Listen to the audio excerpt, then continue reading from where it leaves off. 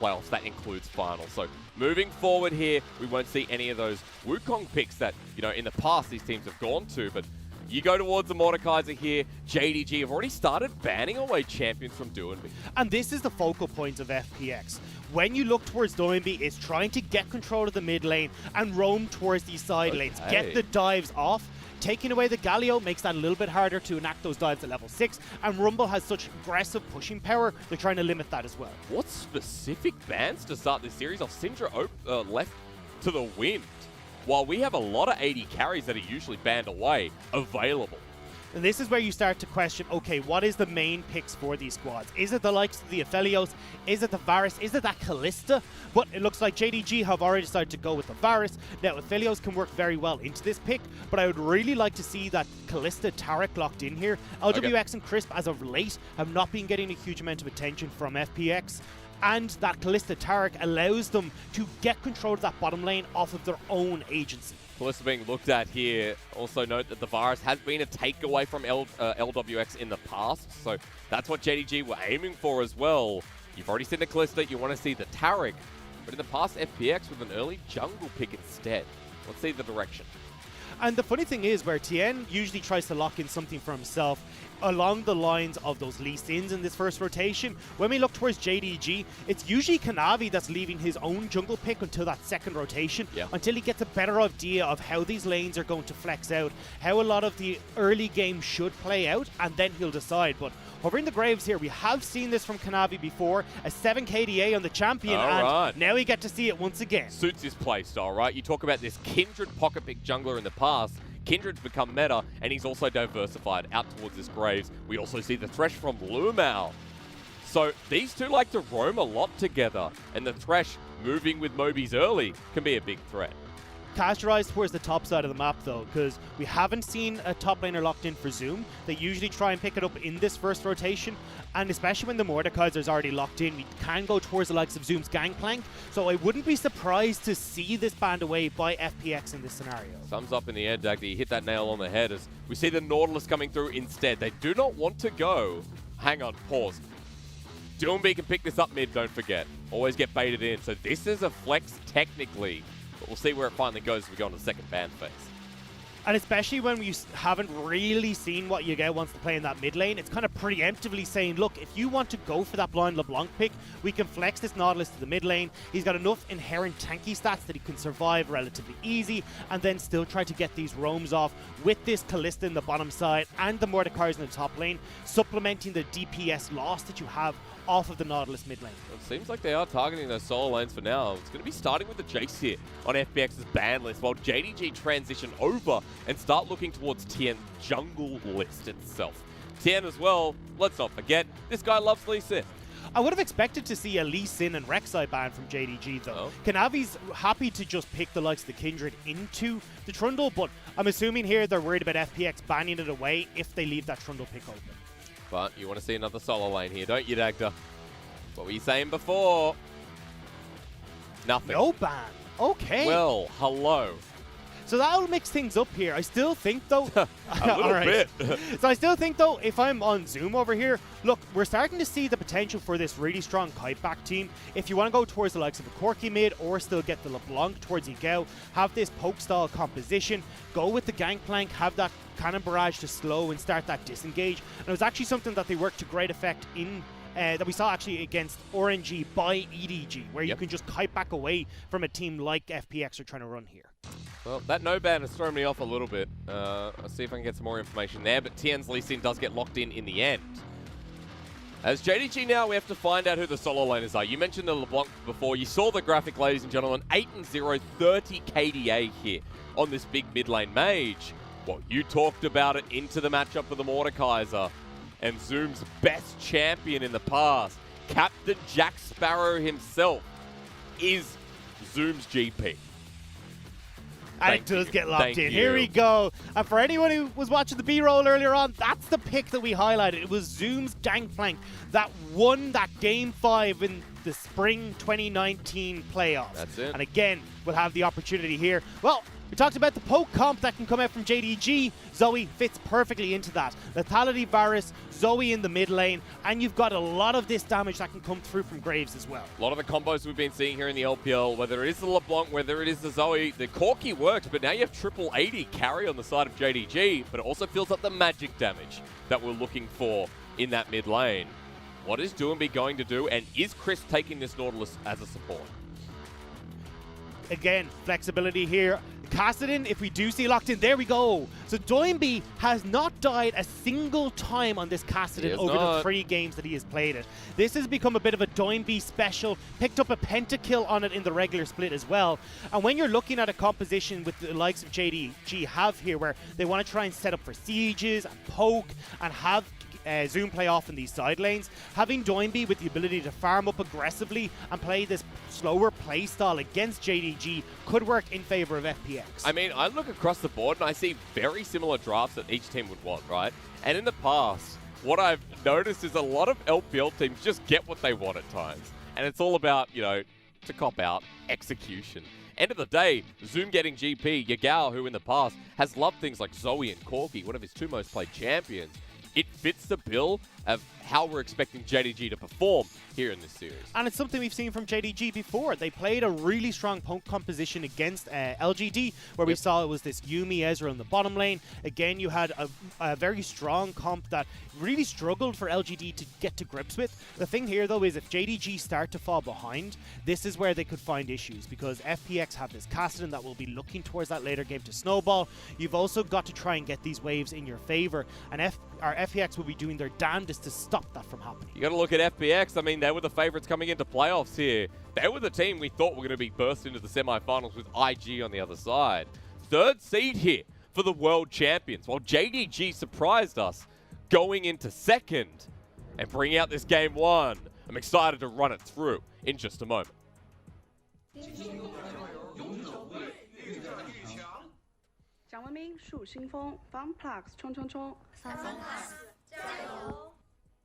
As the Gyos come out, we enter Summoner's Rift, the semi-final here against JDG and FPX. Never before has the FunPlus Phoenix defeated JDG in the playoff environment. They're looking to get revenge on 2019 Spring, where JDG made that miracle run into the grand final. And today we ask, is history going to repeat itself? As we welcome you to Summoner's Rift for game number 1. Kanavi already getting access into the FPX jungle, gets a ward down to spot where Tian would start, and I think this is really crucial for Kanavi coming into this game. We've talked about Kanavi wanting to play towards topside, getting that Zoom snowball rolling. Well, this time around it can be a little bit more difficult. You don't have the same gank setup that we've seen from JDG's top laner in the past. Not the set, not the Ornn, something that can provide CC. So instead, I think Kanavi this time around will be trying to play down towards that bottom side. Okay. Work with Loken and LvMao to see if they can disrupt Lwx. Lwx is the main mid-game carry for FPX. So if they can shut down Lwx, our JDG will be in a great spot. See, that's interesting because I look at FPX and a lot of global fans, again, be tuning in because this is the time to be watching LPL to decide who will be the best team here in Spring. And for FPX, a lot of people will remember that they were the 4 versus 2 diving team. They would look towards the bottom lane consistently, whether it's in the laning phase or outside of, to get Lwx and Chris a safe time. A lot of that comes off of the pressure Doinb was able to create mid. FPX usually run the likes of this double TP composition, but when you're on this Kassadin, it's a lot more difficult for you to get those roams off. So it will be on Tian instead to make those early game plays happen. Okay, well, he's up towards topside now, so we're going across multiple lanes looking at trading. Yagao took a bad trade through the mid lane, but he should be fine. He's got a refillable potion to take into that, as well as biscuits. Also note that here in the LPL, we've been seeing a lot more lethal tempo Corki, which has often led to the Manamune. You can already see with the Sapphire Crystal starting off. Yeah, so we've seen a couple of different things. The Hail of Blades has been one that started to rise in popularity. Great for these early game trades where you can get those 3 shots off super quickly. But the lethal tempo is great in these later game fights. You get so much more attack speed off of it. And as you said, still running towards that Manamune build. Still could go in towards the Sheen build if you would like to. There is the option there for Yagao.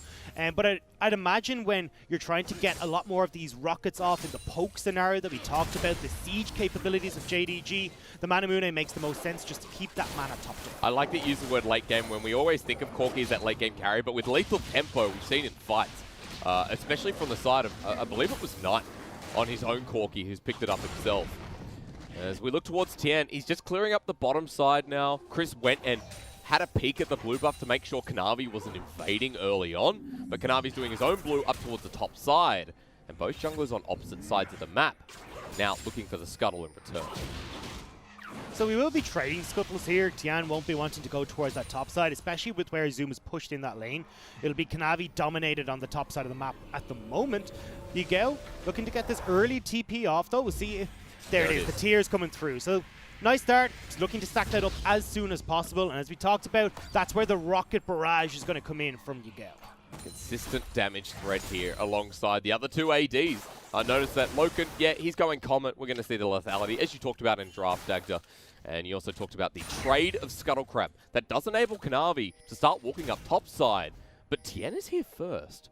So this is more to try and get vision on Tian and make sure that Zoom can continue to play aggressive. Zoom will be able to proc these Grasp of the Undyings underneath the tower onto Gimgoon. A couple of shots of parlay every time Gimgoon tries to CS. But Gimgoon now moving across. Gimgoon is at half health though. That's what you have to note here. Yagao moving up has the shove in midway. JDG looking to get control of this topside jungle. I love this. They're as he said, Zoom is where they like to put their attention and making sure he can have that great top lane punch. Expecting the first fight in the bottom lane, Death Sentence dodge, but Loken hits the piercing arrow. That's what matters here. LwX at half health and JDG winning out on trades bottom as well, while the top lane is just going to settle down. So this is pretty big for Kanavi because those Krugs are the most experience on the map for a jungler. Losing those over to Kanavi with his own Krug still available, Kanavi will start to slingshot ahead into the level 5 and then be able to fight Tian in an awful lot of situations, especially when Yagao will have push in mid. You can see Zoom is doing a great job to keep top in his favor as well. As I say that though, it takes a not so happy trade for himself. Definitely takes two to tango up in this top lane.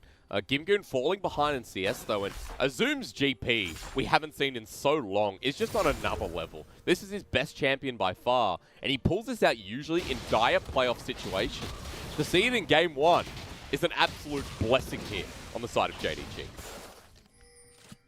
I want to talk a little bit about JDG though, because when I was looking at the research for this team and, you know, how do I get these stats that can back up what I want to say about JDG, I found out they're a bit of an anomaly. Because what happens is they play super heavily towards this top side, but they have the fourth lowest Rift Tower control in the LPL. They actually have the second highest Dragon control in the LPL, but FPX have already started to steal that one away. You've got the push coming through from Lwx and Crisp on the bottom side, so Tian is safe to move across to pick up this Dragon. And now we have to see a change and adaptation from JDG in this game to try and get the pressure that they create on the top side of the map to snowball into more objectives. I think with JDG it's more about a feeling, right? I don't look towards stats for this team, I look towards how they play. Versus IG was a very good representation. Versus FPX during the season in the game they won was one of those as well, as the Mountain Dragon's going to go down to start off FPX, while Kanavi moving to top side. Doinb with a little bit of a check to see where that jungler is. He did get spotted though. He hopped over the wall. Doinb thinks he's safe to push in here. There's the Rift Walk. Yeah, well, it's going to be a bit of a limp if he gets slowed down. LvMao in the mid lane. He loves to roam this support, and once again joining Kanavi here, but won't be able to connect on the level 6 Kassadin. Yagao wasn't in lane, so just trying to see if they could burst out Doinb, but not having the damage to do so. Again, though, no objectives on the map right now, and a bit of a slower paced game than I expected to start things off. But like coming back to the conversation, while we do have that time, for FPX as well, let's not forget, this is a World Championship roster of last year. It's still Gimgoon, Tian, Doinb, LwX and Chris, the people that you remember destroying Europe. I'm sorry, I can't help but laugh at that. 3-0 yet again, and defining their name. The World Championship squad who have still finished top 3 in the regular season. So while we are talking a lot about JDG in this early game, don't forget FPX. We look towards them as this chaotic team that still pulls it all together. And this is this something that they've been messing a bit with in the spring split, is trying some of these later game carries for Doinb, and I'm liking that they're bringing it out in game number 1 here. Seeing if they can just hold off against JDG and have Doinb scale into this late game monster. Don't forget, Doinb is the big carry for this team. 30% of the team's damage rests on the mid lane. And I mean, he's going alright in this mid lane for now, right, against the Corki. The matchup going pretty much even at this point with a small CS lead. While we look at that 1k gold lead already building up for JDG through bottom lane, through jungle, and also through that top lane CS advantage for the Gangplank. So this is JDG setting up for that mosh in the mid game with accelerated lanes. I will have to see if that mosh pit does come through. Because right now, I mean, I'd like to keep Zoom on a side lane. I want him to continue to bully out Gimgoon. Oh, hang on though, LvMao. Okay, LvMao was roaming around with his jungle going for the invade, but now might be caught out. Exhausted down, but those Lwx. There's the cannon barrage here, but Rend is still available. Lwx uses it early and has to get out while Kanavi now split. The fade's call into Lwx, or rather Loken. Crisp has to run away, so does that AD carry. JDG are pretty much full health bar the support. And now they can look to push in this bottom wave and try and get some of these turret plates in their favor. JDG are amazing at gaining advantages off of misplays or winning out in these skirmishes against the enemy team. You can see there in that trade, doesn't feel like they had enough damage as well. Especially when Loken was sitting on the Serrated Dirk and now has the Umbral Glaive as his first item. In fact, pretty much first item of the game alongside Yagao's now finished Man Immune. So, looking good once again for JDG. A lot burnt there for FPX's Kanavi. Now going to meet with Tian. Can't be stolen away. Kanavi hits 7 and walks out. Now with about a 20 CS lead. And JDG have started to roam Loken and LvMao up towards this Rift Tower. They realize that, look, Dragon's already gone. We want to get the snowball rolling, especially with the composition that they have. Getting these early turrets is so favorable, allowing them to set up for sieges, giving Zoom some respite on these side lanes because of the pressure the other 4 are creating. So Rift Herald started for JDG. Plus package here as well for Yagao. You can see Tian doesn't want to go anywhere near that, nor does the rest of FPX. So both objectives picked up here in the form of the Dragon and the first Rift Herald. And again, a complimentary start towards JDG, while Lwx and Chris towards that turret plating in the bottom side are only going to be picking up about 320 gold. Kanavi just taking everything from both his own jungle and also Tian's. And that's why Kanavi has been the Spring Split MVP. He is so dominant in controlling the early game. And consistent, right? Yeah, exactly. And it doesn't matter if it's playing through top side of the map where he's setting up Zoom, or in this different playstyle we've seen from as well, getting into the enemy jungle and disrupting everything that Tian wants to do because he's behind in CS, behind in levels. You can see level 6 on this Lee Sin to the level 8 of Kanavi. I mean, Caulfield's Warhammer picked up on the return here for Tian, but Kanavi, we haven't seen him back for a bit. He's just clearing and clearing and clearing, taking everything at this point. So the compliments are rolling fast here for JDG. Also note that Zoom has his first item in the Trinity Force, with Dragon coming up in 30 seconds and Zoom's ulti on about 10 seconds left to cooldown. If FPX try and set up for this Dragon, though, they will lose the ensuing fight. Okay. You've way too much poke coming through from Yagao, especially with that blue buff picked up, and also Loken, who has the Umbral Glaive completed. They'll just be free-firing onto everyone, and you don't have the best of engage tools on FPX.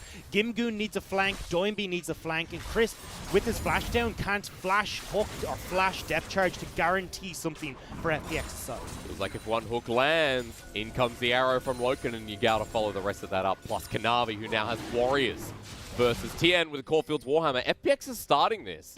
You can see in the top lane, Zoom preparing for the Cannon Barrage. Gimgoon has TP as well. Yeah, watch the poke though. Chris trying to position forward, but JDG, no, not wanting to commit. I thought we might have been able to see the Cannon Barrage come through, then the poke start to get working through Yagao and Loken, but didn't want to try and position forward there. There is a Cloud Soul for a Kassadin.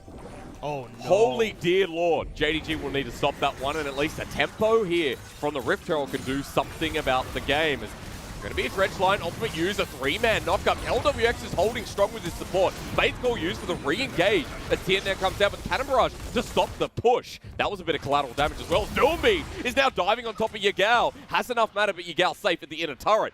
Oh, things heating up here in this game one. Bottom lane, though, is where we got to put our attention. JDG are looking to get this last turret down. Rift Herald gone, though. A lot of bulwark stacks built up in that turret, which is why it's so slow. Loken's trying to poke them out to get the turret, but not on this wave. Kanavi sticking around. They really want this turret. They really want to accelerate, and FPX are going to let them. They will get it, and this is a little bit of a taste of the poke that's to come. Loken being able to get onto Tian, Lwx, and Crisp, none of them particularly tanky, and the turret will fall off of the damage provided from this Varus. Now a 3k gold lead, despite all we saw here in the mid lane and the trades back and forth. I want to look at what the hell happened mid, though. Oh, hell yeah. Yagao just out of nowhere nearly dies to Doinb, and yeah, you've got the Rod of Ages completed for Doinb, but he's only on 2 to 3 stacks right now. This shouldn't be the time when Doinb is able to fight against this Corki. Definitely a replay needed. He's going tier as well, so we get an ultra mega late scaling version of the Kassadin. Also note that, ladies and gentlemen, you should know Doinb by now. You should know that he builds righteous glory on pretty much all of his mid lane champions, Kassadin included. So expect to see that this game, when this Kassadin is going to be going all in and all out. Saw it on the Twisted Fate as well in their last series. That We've seen it on the Rise. It's a bit of a fan favorite played a lot for of Doinb. Rise in the EDG. Played 3 games of Rise, one of TF. Definitely got the version of Dark Technologies looking forward to for Doinb. Again, though, let's look at how this game is starting to go. There's a 3,000 gold lead in favor of JDG off of those turrets, off of the farm that we're starting to see. At least come through in the top side of the map, and don't forget Gangplank as well will accelerate off of all the extra gold he gets from his passive. So Zoom, already a very big boy. The Triforce completed, working up towards the Essence Reaver. This bullying that's happening to Gimgoon that we haven't been able to focus on is starting to get a lot worse for the top lane.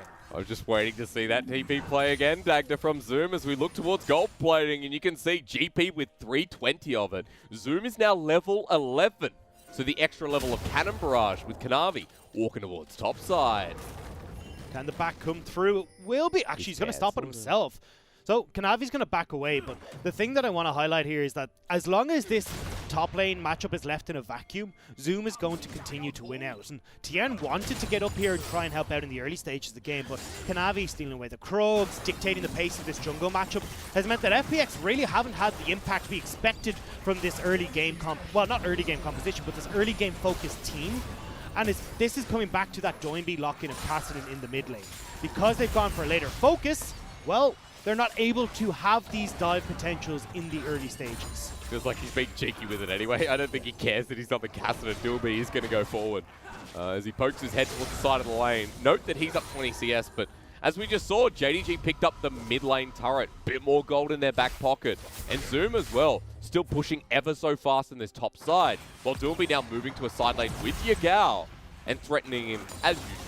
This is classic Kassadin. Stick him in a side lane, let him farm up, get the experience by himself. So it would be Gimgoon and Doinb trying to enact this split push for the time being. And eventually when Doinb hits critical mass, he'll join in the fight, try and disrupt the back line, and prevent this siege potential being set up by JDG. Bit of trading back and forth. I want to pull up something you said earlier on. You expected a bit more blood here in this series already. It's 15 minutes. We don't have our first blood at the semi-final. But I came in expecting a lot more of this. Calmer play where team mechanics were going to come into question. Doinb stop it. Where I watched top esports at IG yesterday, and even they were a bit calmer than expected until we got to Game 2, Game 3, and the fights started coming out left, right, and center. So this is a very different semi-final. This is going to be a lot more about the team interactions as a unit, especially when we're coming towards the Cloud Dragon in 20 seconds, and FPX already have 2 in their back pocket. It's FPX and JDG feeling each other out. It's because we haven't seen JDG with Zoom play against FPX yet. Neither team has actually figured out exactly how the other plays. However, though, I like what Tian is doing here. Trading over this dragon in the bottom side because they know, okay, JDG have to stop us from getting to Soul Point. Sure. Well, we'll just trade that for an objective on the top side and try and crack open some of these turrets for ourselves. At least getting some of that gold back to even to get this Kassadin to a later game that's not blown out of proportion by JDG's early gold lead. But 10% cooldown reduction now given over to a GP, the Varus. Think about Kanavi's ultimate as well, plus LvMao. So there is a benefit here as Kanavi sees Doinb, but they're just going to walk away. And it's incredibly important that Loken can pick up some of the CDR and the ultimate because he's the main disengage alongside LvMao when Doinb's coming in, when Gimgoon's trying to come in on the flank. Would you like to know what that says, Dagda? 11 CS a minute here at the 15-minute mark. Plus, he's 1,500 gold over Gimgoon. You can see it already by the level lead that we saw earlier in the lane, excuse me, but it's a big build for Zoom. He's playing super smart in this top lane as well at the moment, realizing, look, Rift Herald has gone across. Chances are they want to make a play in the top side to get Gimgoon some gold back. So Doinb missing, Tian missing. I don't want to be in this top lane anymore. He backs right the way up. Cannon Barrage going to be used here to clear out the wave. There's no objective that you're going to have to save it for, so they're still going to get rid of majority while Doinb sits here and he says, this gold's going to be mine. 300 in the back pocket of Kassadin, who's going to try and get the Rift Herald towards the inner. But even though they didn't get the Rift Herald, JDG cracked open the bottom lane turret, they cracked open the mid lane turret, and now when Zoom does get back to this lane, he can look to put pressure onto that top side as well. So this is still JDG, even though we haven't had the scraps, pulling ahead further and further, slowly but surely. Look really clean here in game one. It's a good sight here for JDG, and a very different feeling from what we saw from the 8th-seeded team in 2019 spring that had Imp and LvMao as that bottom lane. And it's very different to what we've seen from JDG with Zoom coming back into the roster. It's been Kanavi playing heavily towards top side to unlock Zoom on these big engaged champions like Ornn and Set and have these incredible fights in the mid lane where he's flashing in, where he's getting these massive Call of the Forge gods for Zoom, but that's not this. JDG instead playing this smart, slow, macro game, adding another factor to why JDG have looked so potent this spring split. People are essentially getting a bit of the LCK semi-finals here in the LPL, but I also want to note that if you're talking about Zoom, remember, this squad hasn't dropped a single game in the regular season when Zoom was on it. They had 705 for a bit, JDG took a couple of losses, but Zoom comes back, the 6-series winning streak to finish off the regular season. And against FPX, who at some point as well, Gimgoon had that same win streak over Khan, who we haven't seen in a while, by the way. So both these top laners bring that strength to the roster. And here in this game one, it seems like Zoom so far is edging over Gimgoon, but we haven't seen any fighting. So it does feel like we get towards that first fight where definitions are made throughout that lane. And this is where it gets so much fun, Hysterics, because what happens is everyone's flashes up, everyone's summoner spells are still available, and when that first fight happens, it is absolutely nutty to try and figure out how everyone is going to outplay each other. Because that's where the LPL specialty is, in those outplays. And when you've got the caliber of players in this roster, or in both these rosters, Doinb, Lwx, Loken, Yagao, Zoom, Kanavi, I cannot wait to see just how explosive these teams can. Because, I mean, people are absorbing a lot of resources here. Yagao has the Manamune upgraded now. The Muramana, excuse me, had a brain fart. As Trinity Force alongside it. Doinb all 10 stacks of the Rod of Ages, also getting close to the Seraph/Archangel staff. And that's what I want to point out here, is that as this game is going later and there's not much fighting, well, Doinb's a big benefactor here. When he gets that level 16 mark, we know what Kassadins can do. Well, JDG, yes, they're getting at least some of this gold in their favor, but we haven't seen them accelerate it massively. Now with the Baron up, maybe they can look to do just that. Holy crap, this is such a different game. It's 20 minutes, we got no kill. Yesterday was IG top esports, and then we come to this, which is a very different pace of play altogether. We're watching farming for a while. We're at 21 minutes, no blood. I feel like I'm in a different region. I already know what Twitch chat is like as well. I can already see Twitch chat in my head. Just, Don't fall that's asleep. all that's happening right now. Because to put it this way, though, the difference between the two regions, at least when we get towards fights, is that confidence in individuality, right? From every player across the roster. And we look towards these teams, how they're building up to this moment. Cloud Dragon, 30 seconds. You mentioned the Baron is up. At the very least, this fight is coming soon. I feel a little bit like, though, I'm trying to show my friend this new movie, and I think it's hilarious, but he's not laughing, and I'm like, no, don't worry, it gets good real soon, I swear, just wait for the next part, it gets good. Dude, this feels like what I'm doing. On that note, I showed my friends the Three Amigos, and they didn't laugh. Three Amigos with Steve Martin. It's a great, it's like it's not a spaghetti western, but it's a really good movie. I recommend. Me and Munchbuzz have actually got a list that we're creating now to watch in the off season. Yeah, you should come over. I think we've got a couple. Well, Munch wants to watch Lord of the Rings because he's a massive nerd. But well, I want to watch Pirates of the Caribbean because here comes the Cannon Barrage. Never mind, we're outie. No. We don't fight here in the LPL. Doinb's going to split push a turret, and Kanavi's like, let's get 20% cooldown reduction on our. We got a chuckle out of our friend at that part, but that was about the extent of that one. But towers are still going down, so Doinb again getting more gold facilitated into him. 10 stacks on the Rod of Ages.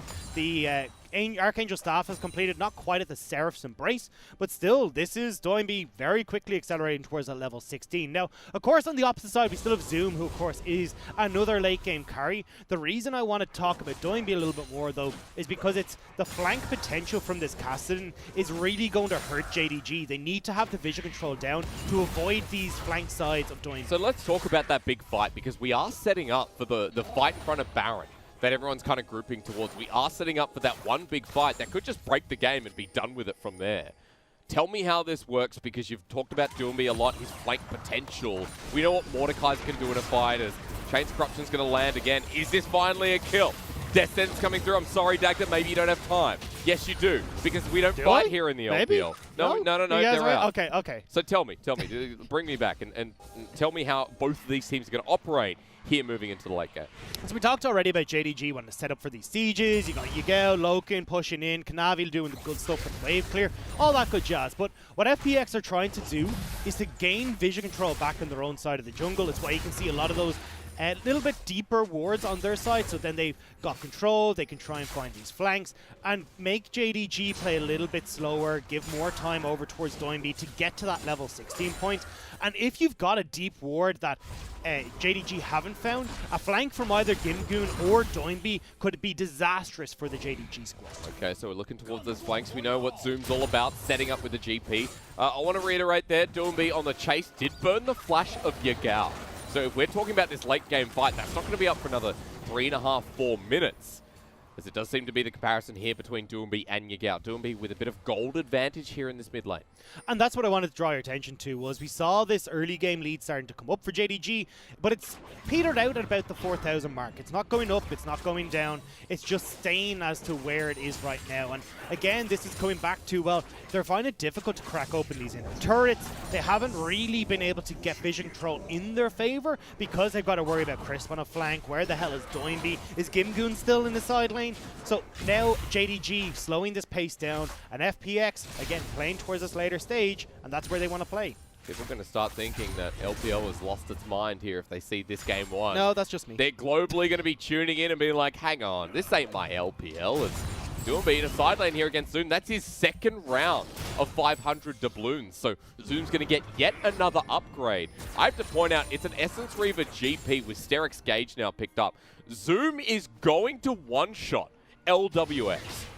Like, I have no doubt in my mind that if he gets the barrel set up, FPX is just gone. But why one-shot Lwx when you can one-shot the minions instead? Oh. You know? You know, like I'm that. just saying. Yagao with package. Oh, Dredgeline comes close, but of course not. 1 minute 50 until the next Dragon. JDG have controlled them so far, and now we're finally seeing a push through the mid lane. 4 members strong. Doinb off on the side of a flank. They're moving into this choke. LvMao goes to the death sentence. Doinb dodges away. Chain's Corruption used under turret. It's Gimgoon, who's now getting poked down as well. Kanavi runs in. Collateral damage doesn't finish him off. The ultimate from the GP was close, but Gimgoon survives, or JDG used that pressure to break closer towards the base. And it's this step-by-step process. JDG ever inching forward. Flash for flash, though. Crisp takes a lot of damage. Getting close, aren't we? Flash for flash, as you mentioned, for the Dredgeliners. JDG still hold mid lane control, which means that Dragon is looking pretty good, while FPX going towards Baron River. And FPX have a very quick Baron, so if JDG don't keep themselves in check here, might be in a bit of trouble. Death Sentence here is going to turn onto LvMao. Doinb is level 15, feeling confident on top of this Thresh. Will we finally see blood? Doinb running away. Heal's going to be burnt as well. The poke to come through, and Loken is going to force the heal out of Lwx. We got summoner spells! We got summoner spells! We're getting closer! We had 26 minutes without blood. Let's go! Let's go! Summoner spells! That's the excitement you tune in for the LPL. Sure. Now, I think still, though, we got to look at the Baron that is going to be coming up. Lwx incredibly quick. Gimgoon going to be doing a lot of work as well on that Baron if FPX do get the chance. And FPX are a team that is not afraid from trying to sneak these objectives, especially when you've got Doinb and Gimgoon, who can very quickly find these flanking scenarios if JDG have to go in blind. And that's very much the situation that they're in at the moment. Only one ward in the Baron pit for JDG right now, and that means it could be very difficult for them if FPX try to rush this. Teleport's going to be used. That's exciting too. Going to get the home guard movement speed here from Doinb, who seems like FPX want to contest this Dragon. JDG have vision control so far, and a positioning around the side of this brush. It's going to be Doinb who starts it off. So both these teams now trying to get to soul points. So this is where now we might see them go for it, but FPX not really in the, well, now in a lot better of a flanking position. So JDG trying to get that poke, but they're getting forced off, goes in for the steal, not taken away here as Chris is going to start with a depth charge onto LvMao. FPX are grouping in around the pit. Doinb starts off with the Realm Warp and Kanavi gets out. Where is the death that I was promised here? As we go to soul point for JDG, I think we're just going to have full build before people start dying. I mean, it's a gentleman's agreement right what now. The heck? No. I feel like I've been absolutely scammed. You know, the IG Top Esports series yesterday. I mean, I don't know. I don't understand. JDG, look, they're the ones that want to try and kite away. That's why you've got the Thresh to help out Loken in escaping. Yagao's got his Valkyrie. Kanavi, you could see, did a great job of escaping out of the pit. But that's it. JDG are looking to escape, and FPX, when they're not able to get these flanks, can't stop them from getting away. I guarantee to our audience this will not happen again, because this is game one, as you said earlier. As you said earlier, it is about feeling each other out and kind of getting into the momentum of the series. And so you give them one game and you say, okay, we're going to start reading our opponent better moving forward in the series. And this time around, JDG have read FPX pretty well. They are in the 5k gold lead at this point. They have control with Soul Point coming up, with Baron sitting there under their vision control. I feel like I've sold them this car, though, that I've told them is super reliable, it works great, and they get 20 minutes from where the dealership and it's broken down with half a wheel gone off, the front is all gone, the exhaust fell off just as they left the park. Like, this is not what I expected coming into this series at all. These are some of the bloodiest teams in the LPL. I mean, look, Kanavi has the highest first blood rate participation. JDG have one of the highest first tower rates. This is everything that I expected to see coming into this game. And even on the opposite side for FPX, they have the second highest first blood rate. They have 73% win rate after first tower. This is where I was expecting to see aggro, but there's been nothing. But I feel like we are going to be building up towards something. You see JDG towards the top side here in front of the Baron. Kanavi, who's almost flame horizoning Tian. The GP in Zoom, who's almost doing the same to Gimgoon. They're feeling pretty good. 17 is his level. Zoom is running up now. Ward's getting dropped on down. Again, JDG have control in this topside river.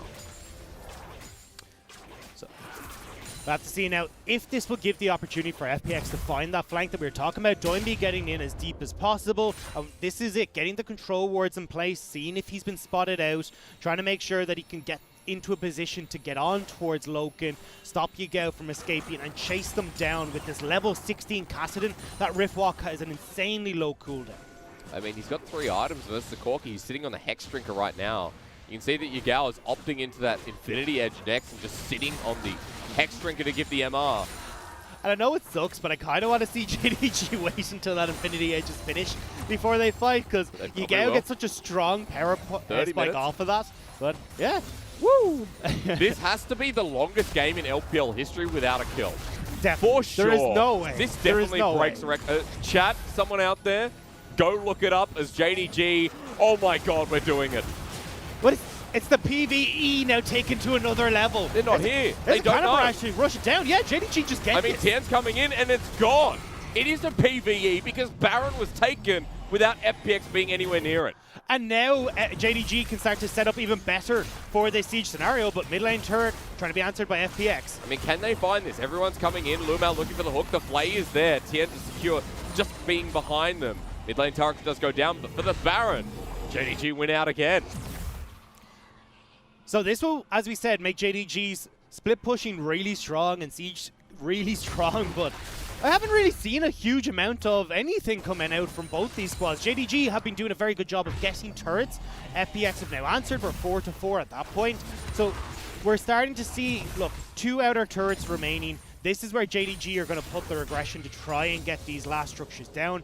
And then when we get towards the inhibitor, we might see a bit of a scrap. But I mean, we've seen what we talked about, right? Kanavi being the MVP jungler of the split over Tian has actually performed well. We saw earlier in the game towards the top side. Yeah. That's what I said before, that we look towards the CS difference, and it's massive from Kanavi to Tian. Also note that Zoom's done the same. As we look in this bottom lane, he's just pushing. Level 18 GP Gonna get the inner turret with the Baron buff. It is an 8k gold lead at 32 minutes without any kills going across. This is just both the best and worst League of Legends within one game. Was it Sun Tzu's The Art of War that's like, don't fight your opponent if you don't have to? JDG have taken that to a new level. Now, though, maybe? No? Okay. Doinb's coming over the wall. I mean, JDG might be caught out here. Sonic Wave is going to connect. Here comes the LvMao. Chains of Corruption. Doinb's in. Now, finally, the hook's going to come through as well. The Cannon Barrage on top. JDG behind the pit. Tian comes in as well. Doinb launched on. And the kill. Not secured just yet. As Doinb goes golden. The Face Call used on the back end as well. Gimgoon into the middle with the Death Realm on top of Kanavi. Flashes over the wall. The Cloud Soul secured here by Lwx. And Gimgoon says enough is enough. The flash away from Kanavi. First blood. Secured on the back end, onto Crisp though, as Zoom says, let me give you another. It's 2 kills for JDG. And it's first blood at 33 minutes, which means you've got insanely long death timers. 50 seconds before Gimgoon comes back onto the map. Waves are pushing in favor of JDG. So yes, FPX got the Dragon, which puts them on sole point, but FPX or JDG even might be able to find something off the back of this. I was looking for first blood. It must have been off of our screens with Corki finding it on Chris. So Yagao ends the misery here. And this is where FPX, they're trying to fight, they're trying to use the advantages that they have, but a great hook from LvMao in the middle of that onto the Kassadin means that Doinb can't go aggressive, he can't get onto the squishier members of JDG, and they're able to turn, burst them, and force them out of the fight. It's 2 kills with a 9k gold lead. This is insanity, but it complements JDG as to how clean they've really been. You saw Zoom in that last fight. He got set up. He put off his charges on his barrels. And suddenly this 4-item GP just burnt down FPX. So now in a very dire position here, even with Cloud Soul coming up. Looking towards Doinb, who's just running at them. That's what one Cloud will do. Now onto Yagao. Another. No, he can't take it. Yagao flashes away. Thank you for the Cannon Barrage from Zoom. And again, super long death timers right now. This is not like the start when you see 3 kills go over. This is a 45 seconds before Doinb's back on the map. That's the key flanker that FPX need to defend against these sieges. So JDG now are grouping up in the mid. They want to crack the base. On top of that, it's now a 10k gold lead just about here for JDG. Talk about grouping here. Even without the Baron buff, the strength is there. Their wave fast approaching. Yagao waiting for the package. He's got his dog biscuits, but does he have the teleport available? Might not even need it because inhibitor's theirs. TPing towards the top side, Yagao is going to push in this wave. They're going to crack open the tier 2. Try and push on towards that inhibitor turret as well, but 10 seconds until Doinb's up means JDG won't get it as easily as that mid lane inhibitor. And we talked about flanks, we talked about FPX's setup. At this point, the game feels like it's over before it's even begun. We're going to have to see something amazing here from FPX as they look to defend their top turret as well. Kanavi's joining. TP behind. It's Doinb. Not spotted out. You talked about a flank dagger. Maybe we get to see it. LvMao's going in and he's low. Doinb behind him. Level 17 Kassadin has the ulti, but he's ducked away here. As JDG are trying to get away, but LvMao will die. More blood is good here. Tian jumps in. Doinb jumps out. FPX are not with this Kassadin just yet. So JDG will lose their first death of the game and walk away. I wasn't sure if they were going to try and keep FPX here. You can see that mid lane turret was pushing in, but it's too dangerous after losing LvMao. That's their only real form of hard engagement after, or hard disengage even, after Loken's Chains of Corruption are down. So they're not feeling comfortable enough to have Doinb off on the flank with Gimgoon chasing them and Crisp. 36 minutes, 4 kills. Again, a quick reminder, Cloud Soul now, whoever gets the next Dragon will not only pick up the Cloud Soul for themselves, which if it's JDG, that's 40% with the Cloud Soul on someone like the Varus. Will stop because this was the one-on-one that turned into a thank you, GP. And I expected Yagao to be able to turn around that much burst damage onto Doinb when he joined in this fight, but never actually really came out. Wasn't able to lock down Doinb long enough to get these auto attacks and the Triforce into Infinity Edge procs, but just even the pressure Doinb exerts is enough to force JDG back there, which means the rest of FPX can kill LvMao. Oh dear lord, Zoom is full build. Dagda, Zoom is full build. This GP's tanky as well. Adaptive Helm to finish off. And against Doinb and Gimgoon, they will do nothing to this man. Like, the build-up of similar damage and the similar spell is such a good itemization. The thing here, though, is that when we look towards the likes of a 1-3-1, FPX will win out because Doinb against Yagao will go in favor of Doinb at this stage. Even though we got one trade that, yes, Doinb won, now that Doinb's hit level 18, is almost full build himself, but JDG here starting up the Baron. There's the TP. TP loves when you run into him as the death sentence comes through. The Fate Call used to save his life, but now Lwx is the target. The Cannon Barrage in the middle as well, but Yagao has been cornered away in the Death Realm. Gimgoon's got him as the AoE start to come through. Gimgoon and Doinb have gone golden, but in the nick of time, Doinb has found himself into this fight. 4 versus 4. Bars are low. Yagao versus Chris. FPX won that. JDG weren't able to kite back in the manner that they wanted. You say FPX won it, but both teams lost one. JDG restarting up this Baron. But Doinb has Flash. It's a Kassadin at level 18. FPX are going to secure Cloud Soul here. They're low. Doinb poking his head in. Baron will be secured and Chains Corruption to zone away versus the Cloud Soul for FPX. So FPX look to trade the Cloud Soul because Gimgoon has to back to deal with the super creeps that were in the base. So it'll be Baron for the Cloud Soul, and as you talked about, Doinb's going to be very happy to have picked up that Cloud Soul. But watch here, Yagao trying to back off with the depth charge on him. Doinb cuts off the retreat path, which is why JDG lose their mid laner. But the problem is, you've lost the support for FPX in the river, and once JDG start to kite back, you're running into the likes of Zoom Barrels, you're running into poke from Loken, Kanavi constantly DPSing as well, so FPX rightfully back away because they don't have any way to follow up onto JDG with Crisp dead. Zoom has 417 CS. I know, this is ridiculous. Holy, at 39 minutes, that ain't bad, huh? That ain't bad at all. As we reset in this game, Cloud Soul and the Baron was the comparison before. JDG holding that Baron. They're not really on the map right now. And Doinb now with 20% cooldown reduction on top of already the... Is he maxed out? He's 30%. What is he there? Can we see? The screen is very small. We can't see. But the assumption at this point is 50%. Plus the movement speed he gets with his ulti. It's going to come in handy. He's now looking for that flank again. Oh my god. Yeah, holy he's gonna moly. be so fast. This is a talent. And there we go. This is him cutting off the retreat path of JDG again. And Chris finds a good engage onto Loken. The 80 carry is the target. Doinb jumps on him. For FPX, this fight was winnable until Doinb has to go gold. He's been chunked out here. JDG have full health bars. They're running into FPX. No worries, because this GP can't die and because they couldn't kill Loken. That seems to be it. A drawn-out game where JDG never really lost control.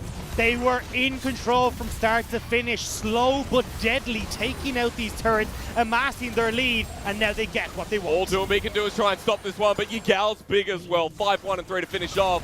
And what a peculiar game to start, but a dominant one from JDG. It wasn't what we expected coming into this series, but JDG, slow, macro-orientated gameplay, punishing in the side lanes where you've got Zoom looking fantastic on this GP into the Mordekaiser matchup.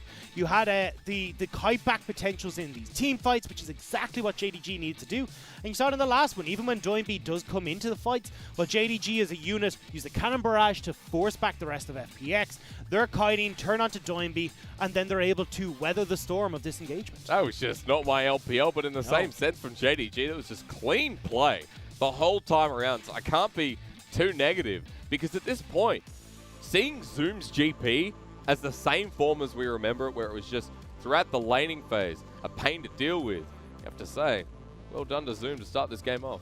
I know, but back in my day, we used to count the kills in the LPL per minute, not per 10, and it does feel like we kind of cheated out a little bit. But still, I think JDG, good on them for finding a way to beat FPX and not even give them the opportunity to teamfight. Because when you've got a lead like that and you're picking off turrets, there's no reason for you in an awful lot of situations to fight. You fight to gain objectives, to gain barons, but JDG were picking them off without a fight, so there's no reason for them to try and take a fight and possibly have FPX turn it around. It was always that trade, wasn't it? It was like this objective for this objective. In the early game, JDG got both, and then it was more the give and take that they were willing to accept. Props to Kanavi here in this first game, because it was the jungle pathing that we saw up towards the top side where Tian couldn't either shadow or make something happen against Zoom. And so I think Kanavi, just clean play as usual. We talk about him being the best jungler in the LPL right now. that game starts you off for the expectations of this series. And he shut down Tian so beautifully. Not only just getting that first Krugs in the top side of the map, but also then invading consistently, getting a lot of these creeps away from Tian, which meant that there was this level lead that ended up opening up. We are level 8 for Kanavi versus the level 6 of Tian.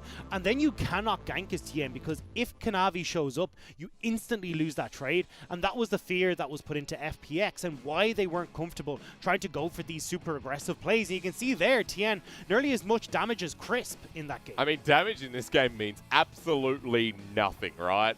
Like, because this game wasn't about trading with anyone. It wasn't about these fights. It was about what you could achieve before your enemy could achieve it. And at this point, JDG got it all and took those last remaining fights and I guess started the late game. And we get to a point where that should be put in the history books, because I think going into game 2 and 3, it's going to be a hell of a lot bloodier. I expect now there just to be this random flip where FPX go, okay guys, let's start going back to bottom lane. Let's actually start being proactive here in the early game and beat JDG before they can beat us. And that will be the draft that changes. It'll be Doinb going back towards these more early to mid-game centric champions where he can push in the wave, can get the roam off, and then start playing League of Legends rather than this PvE that we saw for Doinb where he's just amassing gold, trying to get to the late game, and still not having the impact that he hoped. You know what sucks here is because we're so focused on how long that game was without kills. Doinb died on Kassadin. Oh yeah. He died. He was undefeated, unkilled at over 3 games. Yeah. He had a perfect KDA, and Doinb lost it with the Kassadin. So, apologize for missing that one. But that game, like, nothing happened for a while. At least nothing very visually pleasing to our audience. But again, it's the LPL. We promise that there is going to be blood within this series, and it's going to be good to watch these two junglers face and the top laners face as well, right? Because Gimgoon versus Zoom, that was a small palate cleanser for what we're about to get, I believe. I feel like Gimgoon just got cleansed by Zoom in that game. There's nothing you can do. You got to remove Scurvy there to keep yourself safe from the Death Realm. He's got way more poke. The Grasp of the Undying procs are coming in constantly with the Parlay. It's a horrible lane. Tian couldn't help out, and that was kind of it.